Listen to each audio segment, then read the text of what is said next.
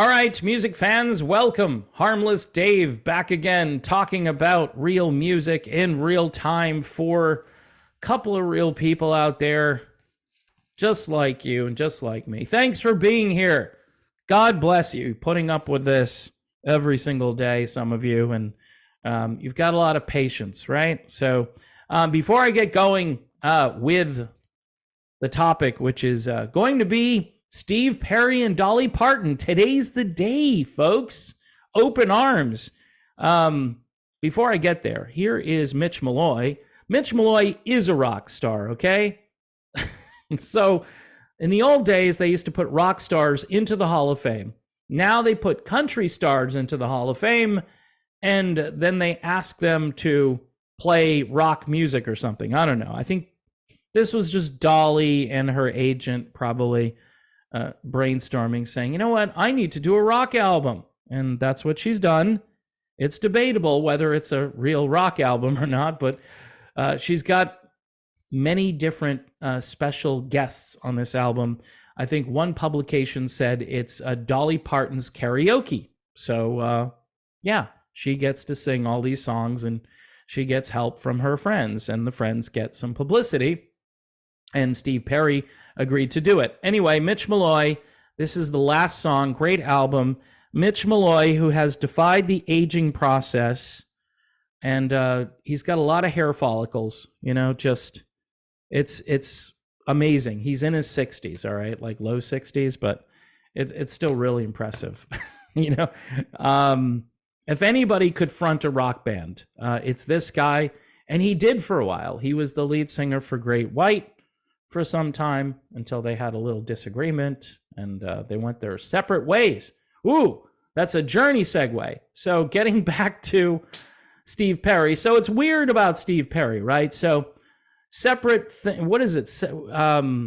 Stranger Things calls, and he's like, sure, use this song, remix it. And the other two guys are probably like just signing off on it, going, yeah, it's a moneymaker, right? Dolly Parton calls. And he's like, sure, love to be on this album. Can't wait to do it. Neil Sean puts it out there that he'd love to have a cup of coffee with Steve and hang out. Nope, can't hang out with Neil Sean. Jonathan Cain says, you know, Steve, you're welcome back at any time. Arnel Pineda, you want to take over, Steve? Now, Steve's not going to take over anything, right? But to have him out there at some point to kind of celebrate like 50 years of Journey or whatever it is right now, it's appropriate. He doesn't have to do anything. He could just show up, much like he did during the Hall of Fame ceremony where he was inducted, gave a great speech, and was really classy. It was just great. Everybody was so happy to see him. I think Greg Raleigh was happy to see Steve Perry. That shows you the guy who pushed me out of the band. And Greg gets up there and he's just smiling from ear to ear. I mean, he knows. Everybody knows about Steve. So anyway, let's get over to this whole open arms thing. First of all, this isn't a traditional duet. This is Dolly singing most of the song. Steve gets one isolated vocal, and then he gets some harmonies toward the end, and then they kind of have a little crescendo. And they have reworked the song a little bit. I don't know if fans are going to like it or not, but they emphasize the part about the empty house being so cold, and I think that's the way the song ends, which this whole forlorn image that Perry has had for a number of years, I think this is playing into that, or they just decided, hey, let's just end the song this way. I think the classic piano outro with Neil playing on the original, you can't really top that. That's just etched in my brain. I mean, the song hit number 2, should have hit number 1. So it prevented Journey from having a legitimate number 1 song. That's one thing about Journey, which is weird. They never hit number 1. You would think Faithfully? No. Faithfully like stalled out in the teens, I believe. And all that other stuff, like the Raised on Radio stuff, I think was top 10, top 20, but never number 1. just bizarre. But Open Arms, I think on AC radio, I'm pretty sure it hit number one. And so I'm talking Billboard Top 40. You can't really top the original, and I'm sure everybody knows that. Here's the deal. Do I like this? Yeah, no. I don't really like it. People get mad at me for not liking stuff. I don't hate it. On a scale of 1 to 10, I give it a 4 or a 5. I wanted to hear more Steve, right? As most of his fans probably want to hear more Steve and less Dolly. I mean, a duet going back and forth would have been nice. Steve doesn't sing the way he used to sing. He doesn't sound the way he used to sound, but he sounds like he has sounded since he returned for the Traces album. And, you know, they made it sound like he's putting his finishing touches on this vocal for the Rockstar album. This was a few months ago.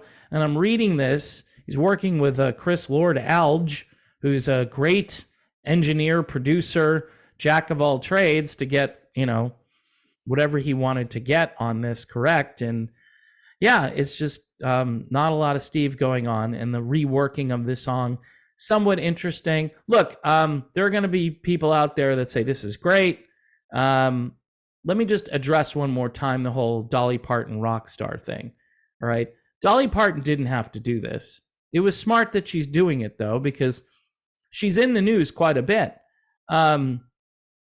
Over on, you know, all of the rock media outlets are covering this, and she probably never got any of that coverage before.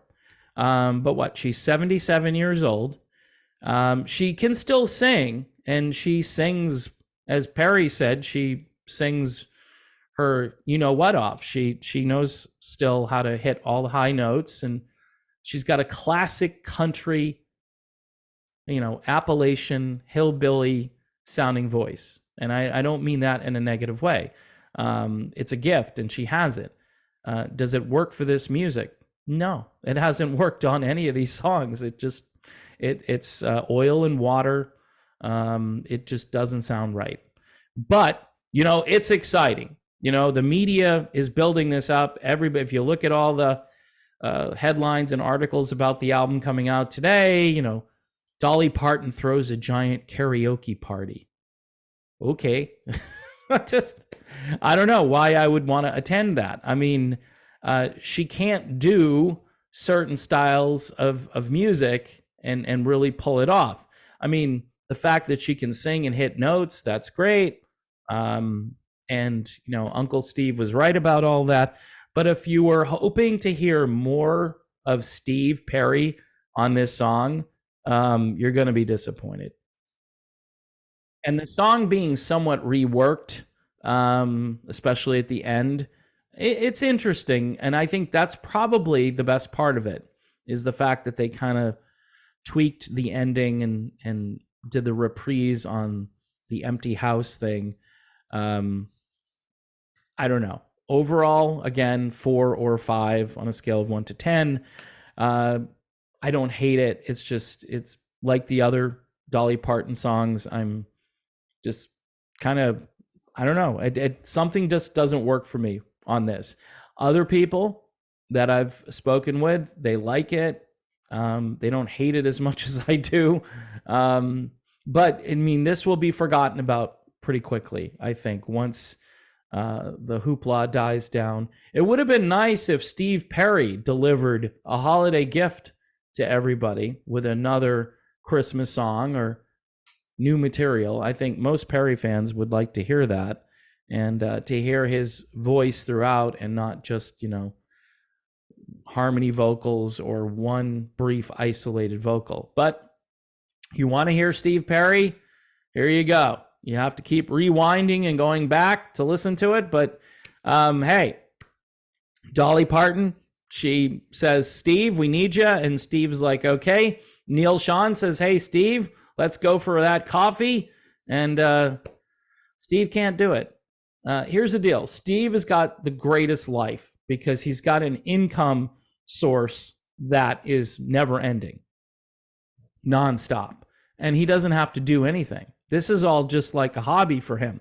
If he goes into the studio to record something, it's probably just for himself at this point. I think he said that back during Traces and when that came out. So in any event, folks, I think I've covered this. There's not much else to say once I cover something. So now I'm just kidding. I'm kidding. 90% of the internet will have a different perspective than I have. Here's Mitch Malloy. Here's a real rock star. Great album. Seriously, go listen to the last song by Mitch Malloy. Order yourself a copy. Look at this. Get the guitar pick here. I got the autograph. So I'm a very important person in my little world that I have. My imaginary world. Yeah, I'm an important person. Nobody will... I don't know. I'm running out of words, which is unusual for me. Okay, yeah, please subscribe. Don't forget to check out Patreon. Supporting this channel is important for me. Might not be important for you. As the YouTube algorithm caught up with me this year, and because of that, half of my income just went away. Now they're asking me if I want to have advertising or something within the video. I don't really understand all of it, but I can be, I guess I can be part of some sort of advertising campaign where these large corporations promo or advertise their products on my channel. I don't know if I want to do that. I don't know. And I don't completely understand it. I know that ads will run during the videos. So I'm thinking, isn't that enough advertising? I mean, it's like me watching Wheel of Fortune and I got 17 advertisements and 5 of them are for big pharma products. So I don't know, people.